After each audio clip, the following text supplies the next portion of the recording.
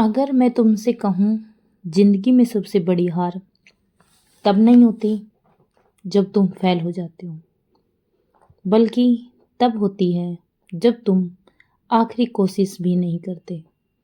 तो तुम क्या सुनोगे? यह कहानी है एक आम लड़के की, जिसके सपने बड़े थे लेकिन हालात सीमित। वह छोटे से कस्बे में रहता था। पिता की छोटी सी नौकरी थी और माँ घर संभालती थी। राहुल पढ़ाई में ठीक था और मन में एक ही सपना था कि कुछ ऐसा करे जिसके उसके माँ बाप को उस पर गर्व हो सके। इसी सपने के साथ उसने एक प्रतियोगी परीक्षा की तैयारी शुरू की। दिन रात मेहनत की, दोस्तों की मौज मस्ती से दूर रहा, नींद और आराम को छोड़ दिया। लेकिन जब पहला परिणाम आया तो वह असफल रहा।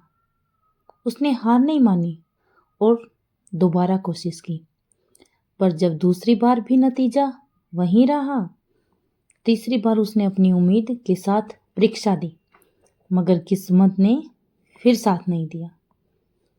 अब लोग कहने लगे कि यह उसके बस का नहीं है, उसे कुछ और कर लेना चाहिए। धीरे धीरे ये बातें उसके दिल में उतरने लगी और एक रात वह छत पर बैठा आसमान को देखते हुए खुद से पूछने लगा कि क्या अब हार मान लेनी चाहिए। अगले दिन उसने किताब समेटने का फैसला कर लिया, लेकिन तभी माँ आई। उन्होंने बिना कोई सवाल किए एक कप चाय उसके सामने रखे और बस इतना कहा कि अगर थक गया है तो आराम कर ले, लेकिन हार मत मान। फिर माँ ने धीरे से कहा कि एक बार और कोशिश कर ले, अगर इस बार भी नहीं हुआ तो मैं कुछ नहीं कहूँगी।